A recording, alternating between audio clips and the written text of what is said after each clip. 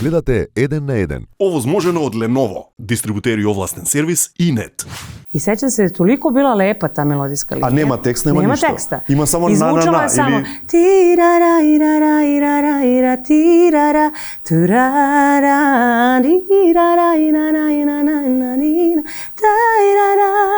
I to je toliko lepo bilo. Mislim, samo da slušaš to i verujem da Aleksandra Milutinović je bila ponesena tim demo snimkom jer je baš bio onako kao neka bajka da se dešava ili neki film.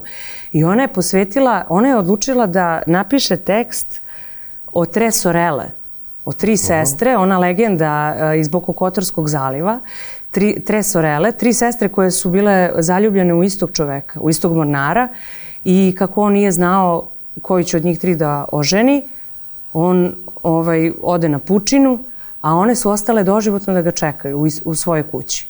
I kako je koja sestra umirala, tako su zazidavale taj prozor.